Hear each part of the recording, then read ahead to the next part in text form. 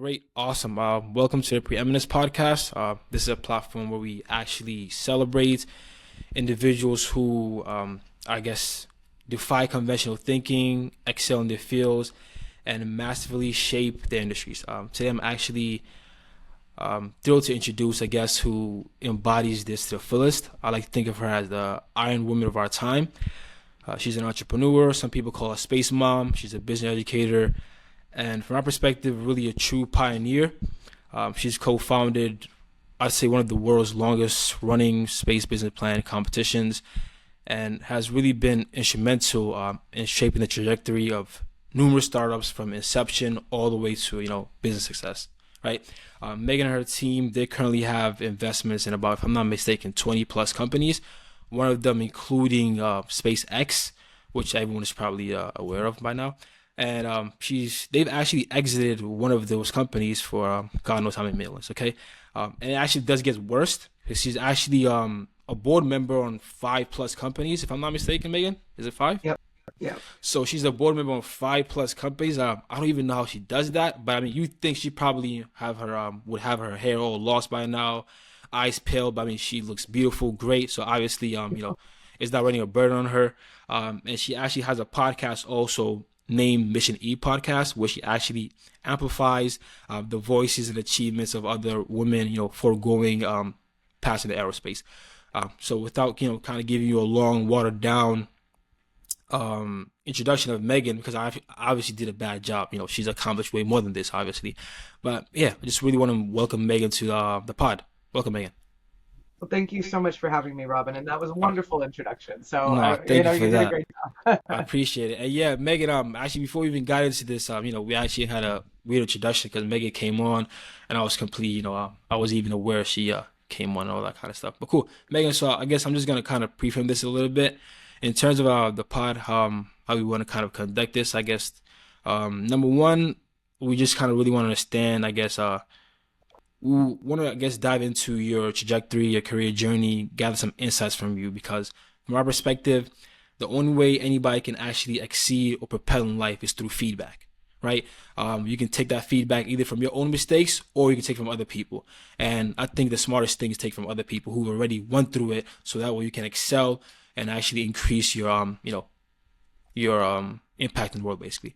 And number two, I guess we want to kind of get some advice on kind of, because I was listening to one of your podcasts you were doing with someone on the executive podcast, and you're basically talking about defying expectations.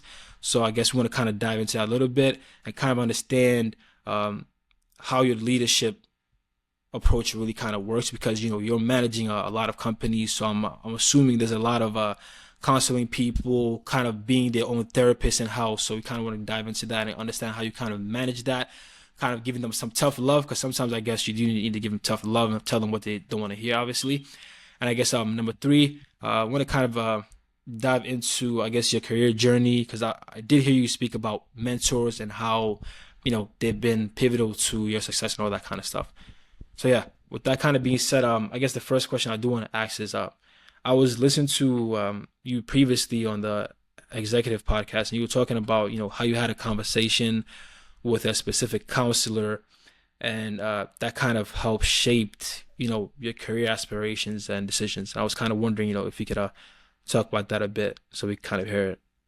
Absolutely. The chapter of my memoirs that I haven't written yet about this topic is going Gotcha. to be called A Tale of Two Counselors. One is my high school counselor, and one was my master's degree counselor.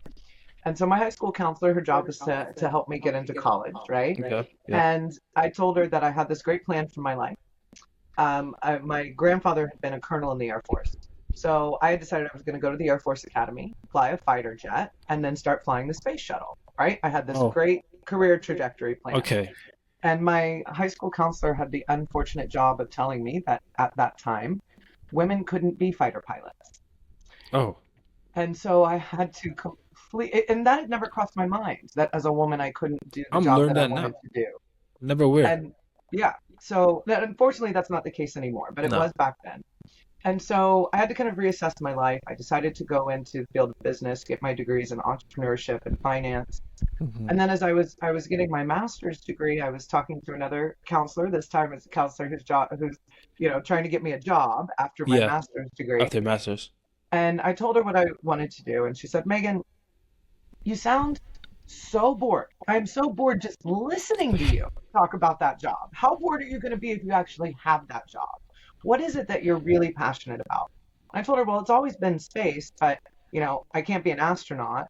And so, I've just decided to kind of take this other career path. And she said, "No, Megan, you're getting a master's in business. Aren't there businesses that do things in space?" Yes. And it was this big aha moment for me that I had never really thought about my skill sets in finance and entrepreneurship being applicable to my passion, which was space. And so I was able to carve out a very interesting niche for myself in this industry based on that, really valuable advice that I got from Marie Bergeron at Rice University. Shout out to Marie. Shout out to her. She was fantastic. Um, and so that really changed the trajectory of my career. And I also like to say that my perfect job didn't exist, and so I created it. You created it. I went out and found the niche that was right for me in my Mm, industry, and I'm very grateful that not only was I able to do that, but I've been able to be successful at it. And I think there's not 100%. very many people in the world that have that opportunity, so I'm very grateful for it. Most definitely. So it seems like you basically you combine your skill sets with your passion basically and create something out of it, right? Exactly. 100%. Gotcha. That is. But how do you say, how does someone basically, because it seemed like you were really passionate about it. You did carve a way out for your own, you made your own pathway. How does someone identify, I guess, or be able to kind of, combine their passion and skill sets and know like this is the way I should go about following my, trajectory? Because sometimes, yeah, go ahead. Yeah, so I have people ask me a lot, should I get a master's in business? Because that's one of the degrees I hold. And I told them, I said, my logic always was, it doesn't matter where I work, it's going to be at Hmm. a business. So that skill set is going to be valuable no matter what field I decide to go into. Hmm. So I always encourage people, even at the high school level, take the business electives, take the economics electives. And so you understand how to create value in your company. That's the best way you're going to be successful. It's the best way you're going to be promoted within any corporate structure is by creating value. Hmm. And so if you have that kind of basic business skill set, then you can go anywhere and do anything. You can start your own business, you can help grow an existing business. And so for me, that was the real aha moment is that business skills are kind of infinitely transferable to any business, right? Hmm. Hmm. And so it's really about, though, figuring out what your passion is. A lot of people don't necessarily understand that, the accounts that you're following on Instagram or TikTok that you're just totally hooked on, right? What are those topics that you're passionate about? And should you start a clothing line for, clowns Hmm. with yellow hair or whatever Hmm. whatever it is that you're Hmm. looking at on the 100%. internet all day, Hmm. right? Yeah, And for me, that was always space. that was whole space. So for you, basically, it seems like it was something that because you said yeah, you did have your family members did have a history of basically being in the Air Force. So Yeah, I my guess that grandfather does was kind of, yeah. was a Okay, that colonel is in the Air Force during World War II. so So most definitely. yeah. But 'cause you didn't mention also, I guess your early experience in like deep space industries, how it's kind of pivotal. In terms of like defining moments, or like lessons that you learned from that place. Was something that kind of, I guess, shaped some of your trajectory also? Yeah, there were two really important lessons that I got out of my time as Chief Operating Officer at Deep Space Industries. Deep Space Industries was an asteroid mining firm.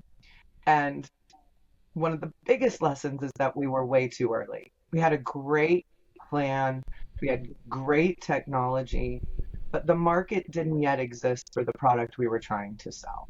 We were probably 15 to 20 years too early for the market. And so market timing is something that's got to be very well thought out with any new business. Is the market going to be too saturated by the time you enter it? Is the market going to not exist yet at all by the time you Hmm. enter the market? Hmm. And getting that timing right can be very difficult. So I Hmm. learned a lot of valuable entrepreneurial From lessons around that. hmm. And then probably the most important skill that I learned there was as a non-engineer figuring out how to manage engineers Yeah. and scientists in a way that can orient them towards the goals of the business. Engineers and scientists tend to be excellent at problem solving, and they always want to solve the next technical problem. Yeah. Problem. But maybe the next problem the business is facing is a marketing problem or a finance problem.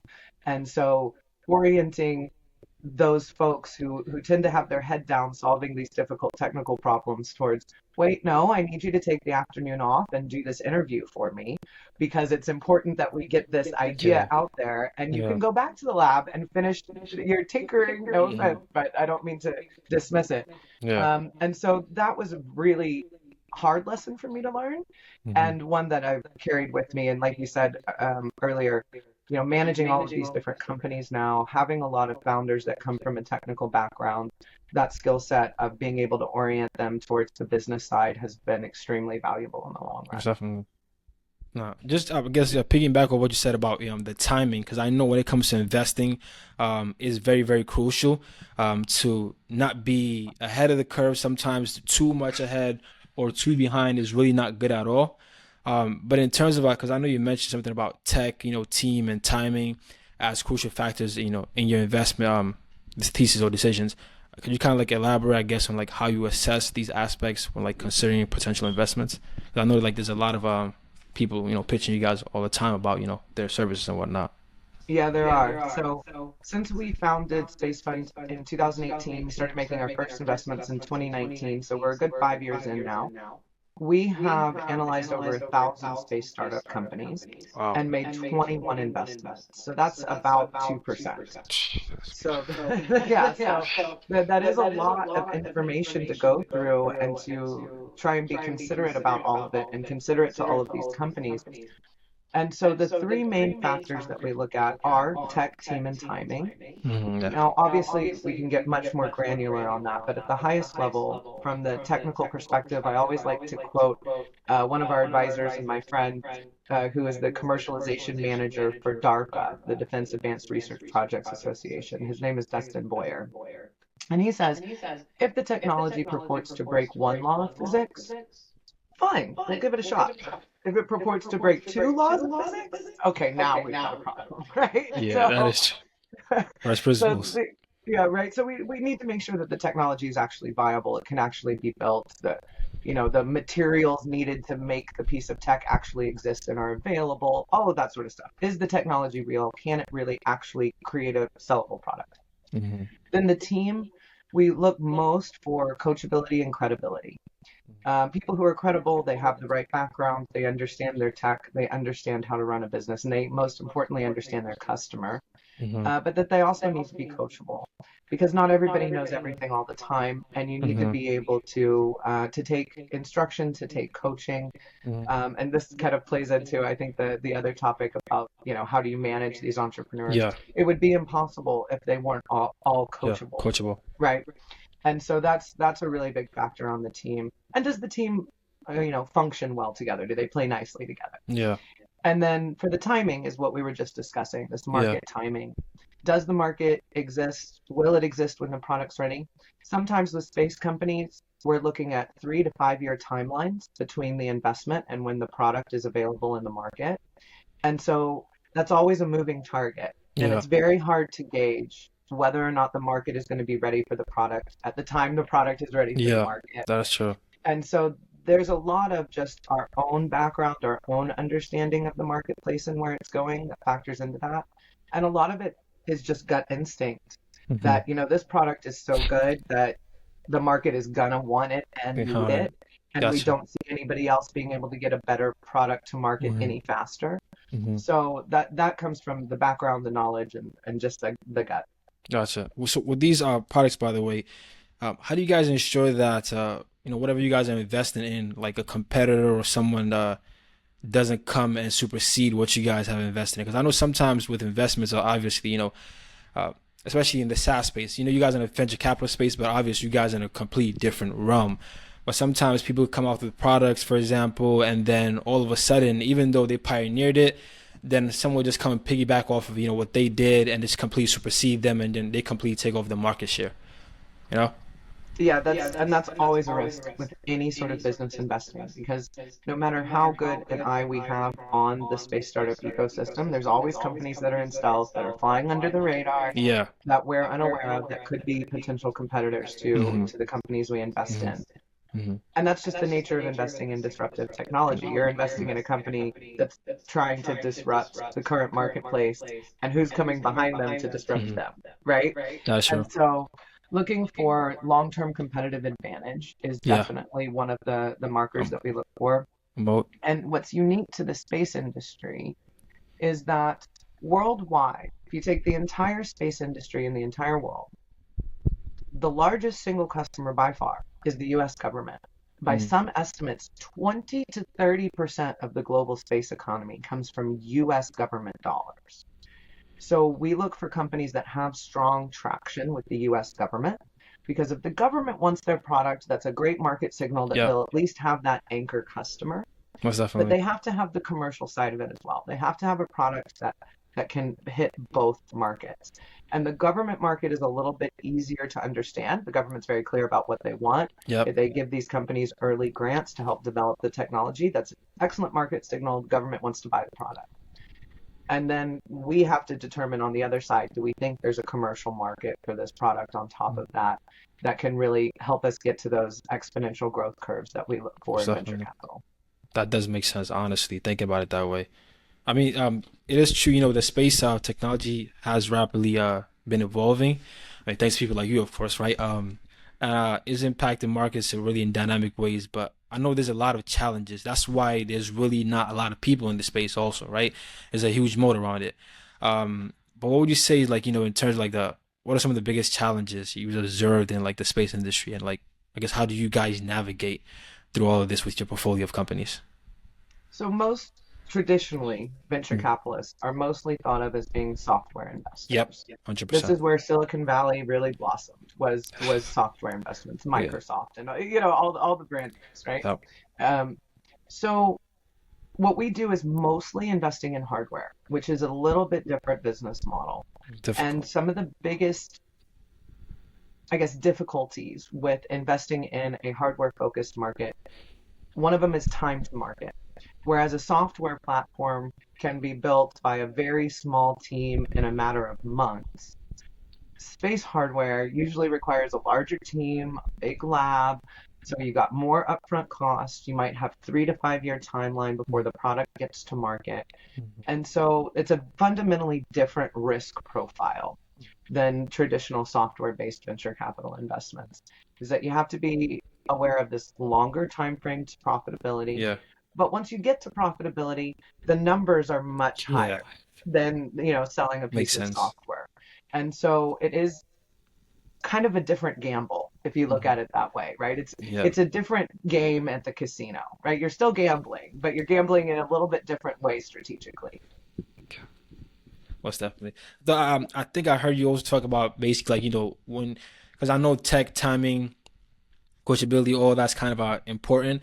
But I think I heard you say something about basically how if a company, before you guys take on a company, you'd basically do some kind of assessment whereby if the company needs, let's say, for example, $1 million to basically go to market or whatnot, you would kind of like triple the amount of money they say they need and kind of I guess it was the amount of money and something else basically that you said. And if it's still profitable after that, then you go ahead and kind of like you guys can consider it for an investment, which is something I think that was really incredible and you know For I heard from for you. anybody who's a fan of In and Out, I like to call this my double double strategy, right? Sure. Double strategy. So Let me write that down. so whatever a company thinks it's going to require in time and funding in order to get to market, we double time and we double funding. And funding is a function of time, right? Yeah. Because you have to pay salaries every month. So the longer it takes, the more money it's going to take. So double if we can double the time to market and double the funding to market, and the company still makes financial sense, then we will consider it. Mm. And this is again just from years and years of experience and watching so many of these companies develop.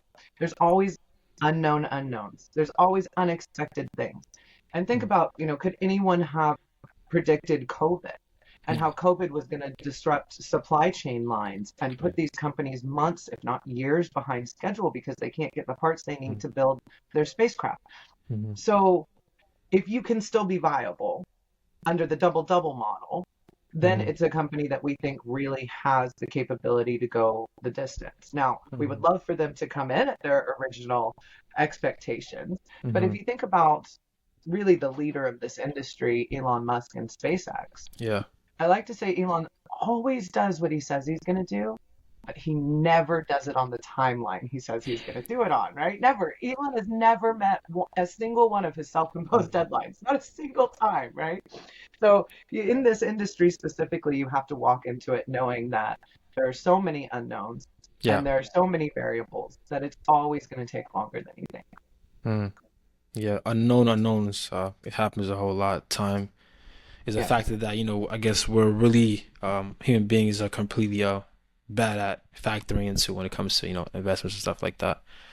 Well, And cool. that's natural. And we love to see founders who are very excited about their technology and excited about making technical progress. Yeah, And that's great. that's We great. want to see that enthusiasm.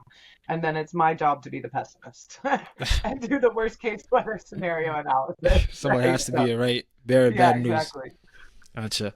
So I know building a cohesive team in startups is really really important because it's the people that actually move the needle and get the stuff done.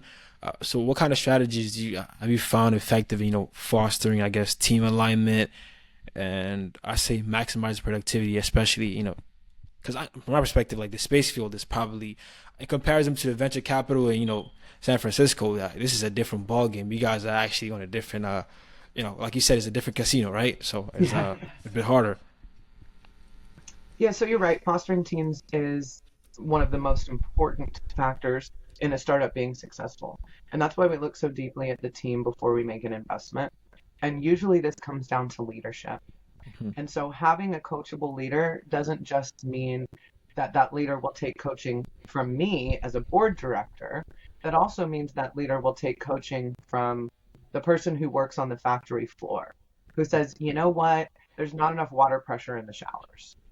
Okay, and so being able to have those sorts of minutia Mhm. concerns that doesn't seem big, to the venture capitalist. Do I really care about the water pressure in the shower? Actually, I do, because if your team is working with hazardous chemicals and needs to shower off twice a day, and it takes 30 minutes for them to shower instead of 10 because of your water pressure, now we're talking a productivity issue, Yeah, most right? definitely. That is And true. so Bigger picture. those sorts of little things do matter, and a coachable leader will be able to understand what their people need when they need it Mhm. and deliver that to them to keep that workforce cohesive and engaged. Mhm. And space is hard. It's a turn Yeah, of phrase we it's use a lot in this industry. So mhm. being able to have that team cohesiveness and keep people motivated, because you will fail. Yeah. Failure is not an option, is another thing we say in this industry. But no, you have to fail. You have You to move fast and break things. look And for so it. it does take a special type of person to live with the amount of uncertainty in any startup. Mhm. But the amount of uncertainty in a space startup is Mhm. even higher. So having Gotcha. those people who have that kind of innate flexibility to live Mhm. with uncertainty is another factor that we look for as well. Most definitely. I mean, just building upon that, I mean, uh, what you said are some common pitfalls that, some entrepreneurs should be aware of when it comes to the space sector, because I mean, it's a different ballgame, obviously, and there's not really I've done a lot of research, and there's not really a lot of people on the trajectory that you're on talking about it, advocating people on doing it. So, there's really not a lot of information out there in terms of, hey, this is what you should watch out for, all that kind of stuff. It's a great question. And the reality is, we talked about the double double model, Yeah, right? It's always double. going to Yep. take longer and cost more than you Yep. think. Capital time. So Yep. that's a big part of that. And then really it's about what we see is, again, this enthusiasm amongst founders. Like, I have solved this big problem and I've got this great technology. And oftentimes they don't talk to their customers. So that would be the other thing that I would caution on. And I'll tell just a quick little story here if you Go don't ahead. mind. I want I to. was approached in a lobby of a conference some Okay. many years ago by two students who were just graduating with their PhDs. And they said, we Okay. figured out this really amazing technical problem and we want to bring it to SpaceFund for Mm. funding. And I said, great. It does sound like a great solution to an important technical problem. Yeah. How many of your customers have you spoken to? And they went all like white in the face, big deer eyes. You know what I mean? No, none. I said, great. Go talk to your customers and come back to me. Bye. They came back to me about 18 months later and they said, we have talked to 300 customers. And based on their feedback, this is how we're modifying our product to fit better into our customer supply chain. Beautiful. There you go. We wrote a check. Okay, that's one of our portfolio companies now. Because one, it shows coachability, and two, it shows that they have done that market analysis to create the right product for their customer, not just the right technical solution that works Most for their definitely. PhD Most thesis. definitely. And so they took that leap very gracefully and very well. And so that was all it took for me to believe in them as founders. Most definitely. So doing that market analysis is something that a lot of people often skip because they think, oh, Yes. it's so great. Everybody's going to love it, right? Yeah. Well, but do they love it better if it's purple or if it's red? I mean, that's a Yeah. consumer product. Yeah. That's not You quite get the right that. Yeah. analogy for the space industry. But having That's it. that integration with your customers is extremely valuable and a step that you cannot skip. Yeah. I think especially in the SaaS space, because I know people that do a lot. Sometimes, they either send people emails or forums and stuff like that. It's really, really crucial to get people's feedback because at the end of the day, uh, once I tell people, you can't sell someone a solution to their problem if you're not solving it the way they want it to, how they want it, and all that kind of stuff. You need to identify how they want it, exactly when, how, and where. So that way, when you're actually giving this product to market, they're gonna take it with full arms, right? Right, But if you're just exactly. 100%, so that's definitely that is true. Okay, gotcha. So in terms of because I know you said you did face some skepticism about pursuing, because this once again, like there's not really a lot of space moms in the industry, it's very few of them.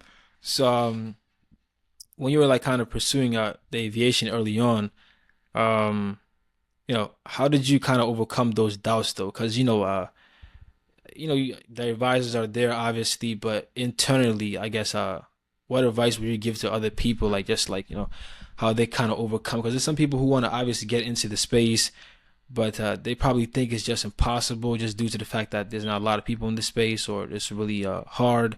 I guess what kind of advice would you kind of give to them in terms of, hey, this is how I overcame it. This is what you could possibly do for yourself also.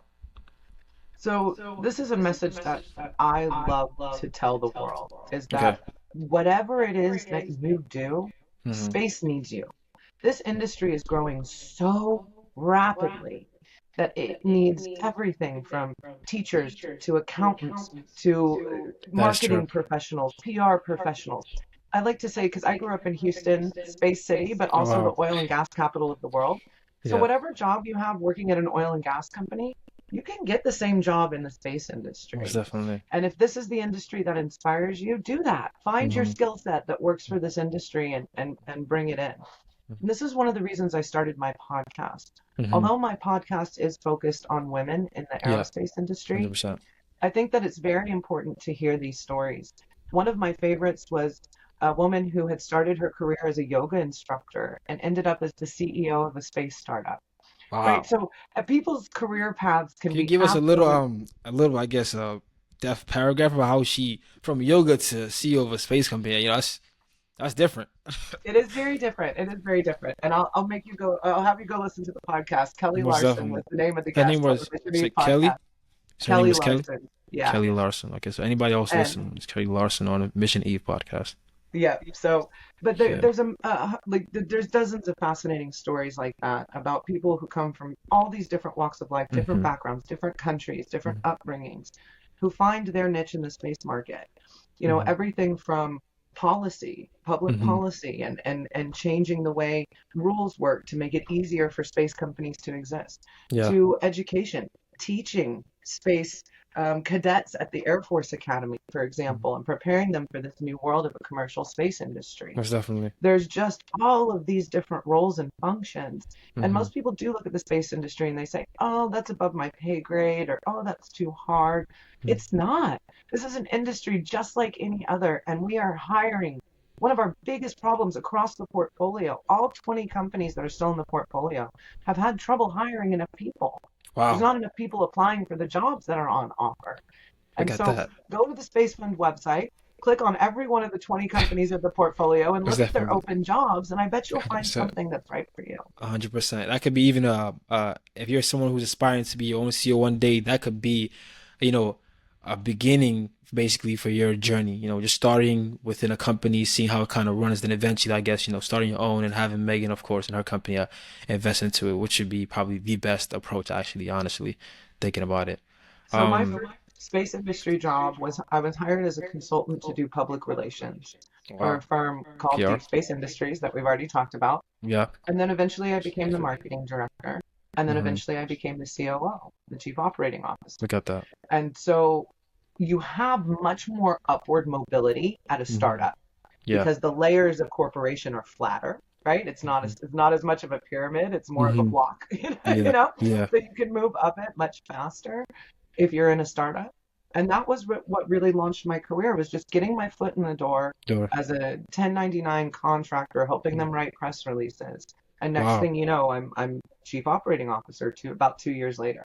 Wow. And so that's the sort of career trajectory you can That's have if you beautiful. start working with a small company. Now, there's a lot of risk that Yeah. the company's going to go out of business, right? Okay, Yes. so you have to Let's have talk about that. that risk tolerance, right? But there's all sorts of opportunities to start small and work your way up Hmm. in this industry, especially as it's growing so rapidly. I mean, just I guess picking back off of that in terms of like, because I know, any kind of endeavor in life, it doesn't matter if it's business, spouse, anything, there's always setbacks, right? So just to reflect on your experience per se, what would you say were like you could say one of the biggest setbacks, or like what was one of, if you can remember, biggest career setbacks, and I guess how do you kind of bounce back from it? Because as entrepreneurship and you're just trying to be a preeminent individual, we're constantly facing adversity, we're constantly facing resistance, and it's just like the world is just trying to pull you down, or you're just trying to go up. So what would you basically say about that? I'd say probably the single hardest thing I've ever done in my career was raise my fund one for Oh wow, SpaceFund. Okay, talk to us. so space venture capital didn't exist. It wasn't a thing, right? And Can raising I? for a space startup is really hard, but raising capital for a space venture capital fund is something that nobody had ever heard of. They'd heard of You SpaceX, they'd heard of Elon. Let me even cut you off. You were the first person that I found out about even space funds, because usually venture capital nowadays is just branded by San Francisco. It's just tech companies, B2B companies, mainly B2B. They love B2B. So I'm like, she's in a venture capital space, and it's space. I have to talk to this lady. It has to be. I was just like, this is Well, different. I'm glad you reached out. It is different, and it was very different in 2018 and 2019 when I was raising my first fund. And we had originally set out to raise a $50 million fund. First And fund, then we 50 million. decided 50. And then we decided, well, that would require institutional investors, and institutions just aren't quite interested in space yet. So let's raise a $10 million fund and focus Okay. on high net worth individuals and family offices to provide that capital. So we figured Okay. we'd get a little bit more traction with individuals that we could actually talk to as opposed to large institutions who would have to completely shift their strategy, right? Yeah. Yeah, that's And true. that did start to work. That started to get us a little traction, but not as much as we had hoped. And so we ended up raising a $1 million fund for our fund Okay. one, right? We 1%. had started trying to go for 50 and 10%. decided to raise a $1 million fund instead Okay. and use that money to prove that space venture capital could work. Most definitely. And then 9 months into our fund one, we had our first exit, which was Wow. when Made in Space was sold to Redwire. And one of the biggest pushbacks we had gotten from investors is that we just don't see a path to exit for these startup companies. We don't see how we're going to get our capital back. And then boom, we got that exit so early on in the 9 months. fund. And really that started to prove our thesis. Then we started to see these companies that we were invested in, their valuations get higher and higher and higher as the investment market started to warm generally towards space companies. Hmm. And so, of the 20 companies in our portfolio, all 20 of them are still alive. Yep. And there are very few venture capitalists in any industry that can say that, especially 5 years into a fund, halfway Hmm. through our 10-year Yeah. investment window for Fund One. And all of our companies are still alive, and most have had significant up rounds in their valuations. And so, on the back of the success of Fund One, we were able to go out and raise Fund Two, and that was 15 million. Okay. And so Now, on the 15 back bucks. of the success of Fund 2, Yeah, we're fun too. trying to, do an order of magnitude change for Yeah. our Fund 3 that we're currently starting to take interest for. Now, And as of so, current. learning to be realistic, learning to bite off small chunks that you can chew and be successful at that, and then use that to leverage yourself to the next level. Most Hmm. people, and I was guilty of this too, Yeah. they want to run straight for the end of the line, right? I'm going to raise that $50 million fund. No, no, Megan, you're not. Hmm. You start with your $1 million fund and Hmm. you prove your thesis. And then you get your $15 million fund and you prove that that works. And then you can take those bigger steps. And Hmm. so, one of the things that I coach my entrepreneurs all the time Hmm. is that I know you're excited and I know you've got these big plans, but how can we make revenue at year 2 instead of waiting until year You 7 t- when the final Mhm. version of your technology is available? Is there some subset of that technology or some software that's needed to run your hardware that could be useful to other people? And taking these kind of bite-sized chunks out of the business plan and finding a way to create value along that Along. stepwise path Hmm.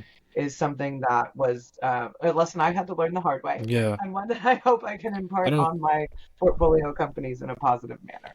I personally, that's something I'm happy even touching that. Bite-sized pieces is something important. I don't know if it's an entrepreneur thing or just something embedded in us. We just want the whole ice cream right now. We don't really want to take a cone at a time. We just really want the whole thing. And one thing I've seen is that just biting off chunk sizes little by little, eventually you have the whole thing finished and you don't even know, right? So I mean, obviously, just starting off with a $1 million fund and then being able from there to go 15 million. Eventually, since you guys have, it's like the individuals who came to you basically that took 18 months to get a product market fit. After they went and they came back, now they have a product, now they got funding. So it just, I guess, Exactly. bite-sized pieces, and eventually you'll be able to raise more than you basically expect. But in terms of, I guess, raising capital, do you guys approach individuals who have previous investments in the space industry? Because I know that sometimes makes it easier. Because I have some investors that I work with, and when we're approaching investors for them, we typically approach people who have experience or have a history of investing into similar industries. So sometimes it can help with the raising the capital.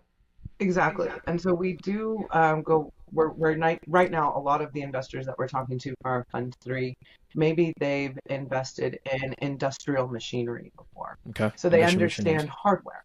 Yeah. Or maybe they've invested in tourism before. So they Yeah. understand the appeal of the kind of space tourism side, right? Because there are very few institutional investors who Yeah. have invested in space before. Space. Yeah. So it's much harder for us to find those Most fits. definitely. Gotcha. Now, one of the things that SpaceFund has done throughout our history is that we publish primary research. I like to tell a funny story about as I was first learning how to use AI. I said, "Oh, Hmm. this is going to be fantastic. I can go out and find all of this research to Hmm. back up all of the claims that I make in my Make. public presentations and on my website." Hmm. And I ended up in this infinite loop with the AI who Hmm. kept coming back to my own papers and my own website as the Mm. sources to cite Wow. for the data I was Ah, trying look to at present. that. God. And so that's been a big problem for us when we're trying to explain to investors, Hmm. they want data, they want outside proof points. Yeah. And so we've published a lot of articles, we've published a lot of technical papers in peer-reviewed journals, etc., to kind of prove these points that we know to be true, but there isn't any research data Yeah. available for us to cite. So we have to have Hmm. our own sources to cite. Yeah. And one of the things that we realized as we're looking at these more institutional capital allocators, Hmm. one of the biggest factors that they use to determine how their portfolio is going to be allocated is by correlation. They want to make sure that they have a lack of correlation between assets. So if one market goes down, it's not going to affect other markets that they're Hmm. invested in. And so that's a really big part of their decision-making process. Nobody has ever asked the question, is the space industry correlated to Yes. any other investment Hmm. index? Yeah. Because nobody has seen space as an investable sector, Yes. right? Yes. Yeah. And so we just recently did all that research. It'll be published later this year by the AIAA, the American Institute of Aeronautics and Astronautics. as the first publication of its kind, Hmm. actually considering space as an investment sector. And so having that information available, because especially at this institutional capital allocation stage, it's not about emotions, right? Whereas a family office, you might be able to pull on the heartstrings of the person who runs the family office because they want to go to space, right? Yeah. Institutions don't make decisions that way. It's Yeah, they very don't. much an analytical decision. And 100%. now that we're this far in, we have results from our previous fund. That's a Hmm. great piece of that analytical part. Yeah, But then yeah. also having this data about the correlation, those two pieces, we can show significant growth and we can show lack of correlation. So Hmm. those are the two biggest data points that these institutional investors use, and we have to be armed with that data in Hmm. order to successfully convince them that this is a sector that they want to dip their toes into. Hmm. And so that's been a very difficult road, but one that we've Hmm. had to travel, just like the startups who have to prove product Hmm. market fit. Yeah, PMF. This is Yep. us proving our product market fit for our Hmm. customers, which are Most our definitely. investors. Yeah, it seems like you guys' own is once again, just not on the hardware side of things, not by building the product alone, it has its own hardships, raising the capital alone. Because once again, you just talk about how ChatGPT just resurfaced, giving you back your own information is like, you guys, but you guys don't feel as though you're too new to the market though, right? Because, we talked about that earlier, how being too early sometimes too can be a bit, be a bit of a detriment towards, investments and So basically raising this is capital and all that this kind of is stuff. one of those market dynamics that I would say actually really worked in our favor. As disappointed as I was for my first fund to be smaller than my 1 million. expectations, it turned out that our timing was just perfect. We Oh put wow. in a little bit of capital early on, and then a little bit more capital as the Mhm. industry grows. And so Gross. we're in a position where we are growing with the industry as Hmm. round sizes and the number of companies proliferates. Hmm. There's more and more investment opportunities, and there's more opportunities to deploy more capital. If I had raised $50 million in 2019, I might not have been so successful at deploying it because I might have just been, oh, Yeah. a little bit here, a little bit Yeah. there, a little, Yep. right? Yep. Yep. But instead, with a much smaller fund, it made me, Focused. being that constrained, made me make very specific investment decisions.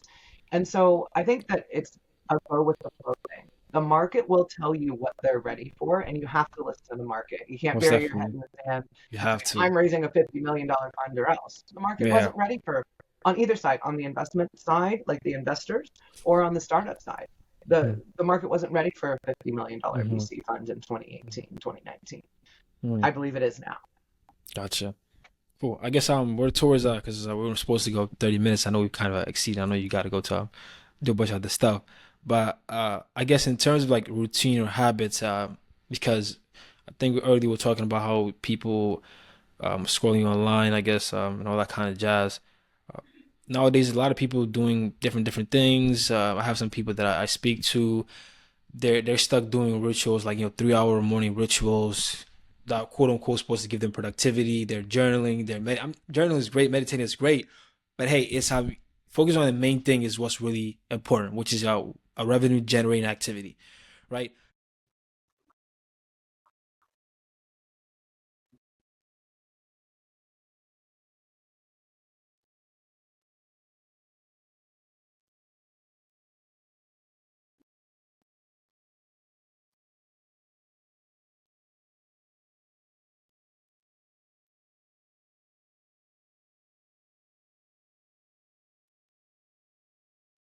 It does. So I'm a big fan of taking the first 2 hours that I'm awake.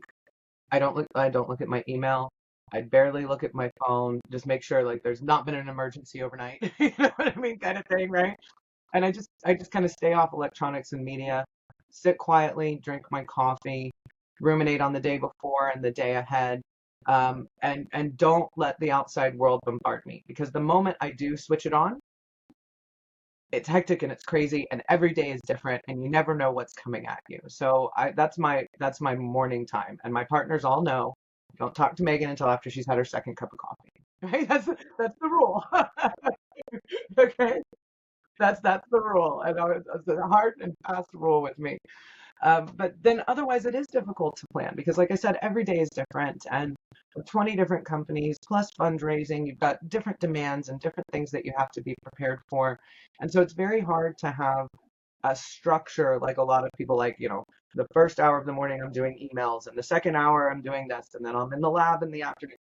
My, Unfortunately, my schedule just does not work out that way. And then you add travel into the mix. There's lots of travel, and so it becomes very hectic. But one of the things that I do to keep myself organized, I'm very old school. I use, you can't see because it's off camera on purpose, sticky notes. Sticky notes everywhere. I'm a big fan of handwritten sticky notes. I got them everywhere. So, oh, we got more over here, right? So, um, but for me, I've learned that, and I think this is the case for a lot of people, not everybody. When you actually physically write something, it gets imprinted on your brain in a different way than if you type it. And so I find that even though I've got the sticky note up here to remind me to do a thing or send a follow-up email, whatever, I often don't need the sticky note to remember it because I've done the act of writing it down. I've looked at it once or twice, and then boom, it's like, okay, I can just get that done. And oftentimes on meetings, it'll come out with, I've got 6 to-dos after the meeting. Well, I don't want to forget the fifth or the sixth item, right? And so I write it down, and then that really helps with my memory and my ability to follow through. And so if you're ever on a meeting with me and you don't see me with a pen in hand, remind me to write it down.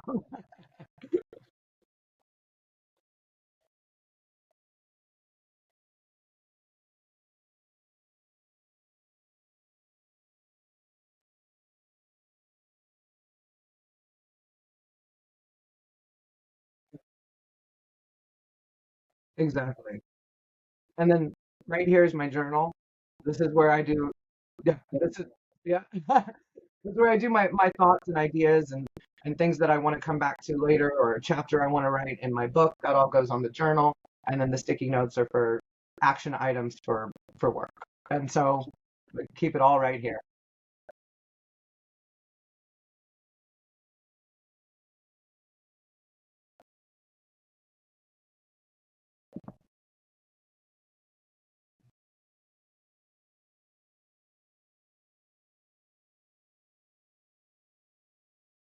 So that's a great question. There's obviously too much to do. One of the most important things that I've done throughout the course of this is build a team around me. And thankfully, I have amazing partners who I can say, I can't deal with this today. Can you? It's and then it goes both ways, right? I get incoming from them too, but it helps us focus on the things that each of us are best at, which is really important, is knowing what you're good at and what you need help with. And I think that's something that a lot of people have trouble with, especially founders and CEOs. They want to just take care of everything.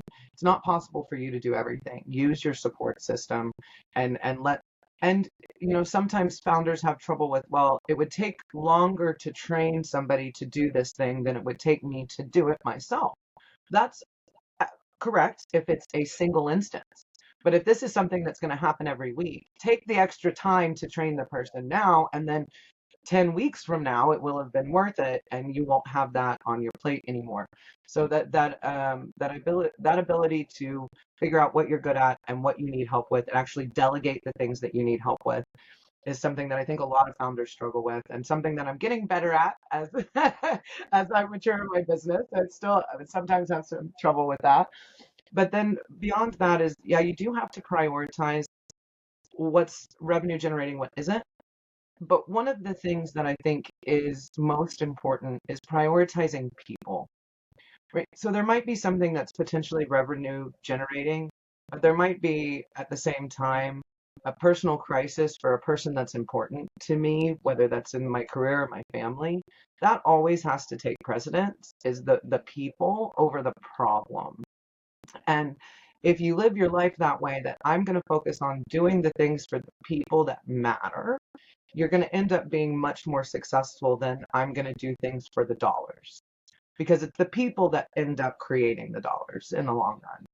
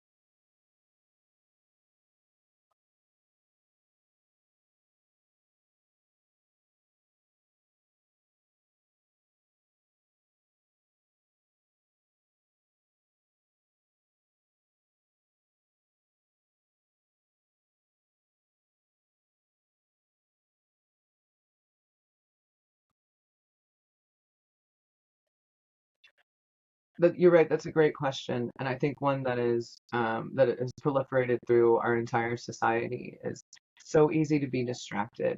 But people like to blame social media for this. But I mean, if you look back to my parents' generation, they were out at protest. They didn't even know what they were protesting. They were just there for the party, right? So there's always gonna be there's always gonna be vices. There's always gonna be distractions. Okay, there's always going to be campus protests. There's always going to be these distractions in the world, no matter what form they come in. People used to think that television was going to rot your brain, and now social media is going to rot your brain, and all of that stuff. So obviously, there is definitely health evidence, scientific evidence that staring at your phone for too long is bad for your health. It's bad for your eyes, all that stuff. Okay, so I'm not advocating for being a social media fiend by any stretch of the imagination. What I'm saying is these things are not unovercomable, right? You can overcome that, and you can find things that you're interested in and start small. The way I started in the space industry was not with my first job at Deep Space Industries. It was as a volunteer at conferences, just sitting at the reception table, checking people in and getting them their name badges. Well, that allowed me to meet some of the most important people in the industry.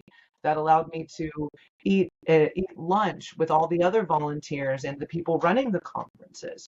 And so it wasn't I had another job at the time. I think I was waiting tables at the time I started volunteering for these space conferences. And I remember one time when I was a college student still, I drove from Houston to Orlando to volunteer at a conference because I couldn't afford the plane ticket. So I drove my car to Orlando to spend 3 days volunteering at a space conference. But I was, let's call it in my early 20s. And so I still have friends to this day that I met at that conference all those years ago. And so start small. Don't put too much pressure on yourself. Say today I'm going to do one thing. I'm going to reach out to one person, or I'm going to listen to one podcast while I'm cleaning the house on whatever topic that is that's interesting for you, and then find ways that you can participate without having to say, I have to have a career in this field or I'm not going to do it. No, find little ways that you can be useful, find ways that you can ingratiate yourself into the industry in a positive way. By being a student volunteer, I was able to meet some of the most important people in the industry. And then years and years later, they knew who I was. And so I have that credibility of, oh, we've seen Megan around at every conference for the last 5 years. She must be somebody. Let's put her on a panel this year.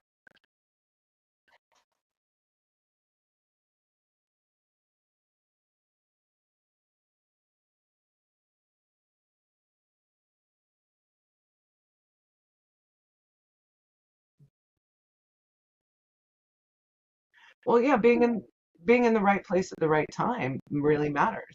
And if you're not there, you're not going to get the opportunity, right? Yeah.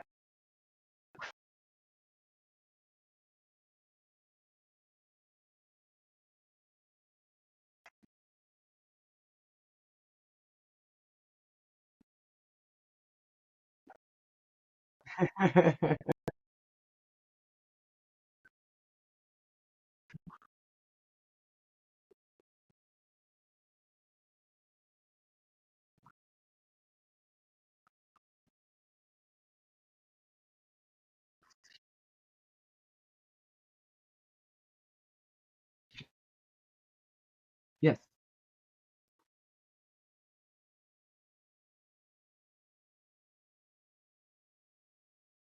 Yeah, so it's $1 million minimum for Fund 3, which again, going after those institutional type investors, kind of, and there's some math here that I won't bore you with the Securities and Exchange Commission and their requirements and whatever, but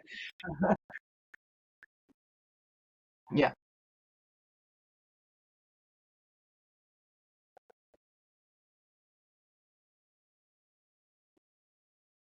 Yep, spacefund.com. It's very easy to remember. Another thing that shows we were first to the game, we own spacefund.com. All right. So, yeah. So, but yeah, so spacefund.com has all the information about our portfolio. So people who are looking for jobs and a way to break into this industry. It's a great place to start. Investors who are looking for more information and data about this industry, even if they're small investors, angel investors who want to put $10,000 or $20,000 into a startup company, the data that we publish, the things that are available on our website can help you be more informed about the industry. And we publish all of that as a service because we do want all of those investors, even if they're not a right fit for this particular fund that we're doing today, we want more and more interest both from the startup side. You've got a space idea and you want to build it. We have reality rating databases on our website where we go through every one of our sectors of interest and catalog every company in that sector. Find those sectors that have very few companies in them and go solve a problem in that sector, right? We want more companies and more dollars in this industry. A rising tide lifts all boats. Go take a look.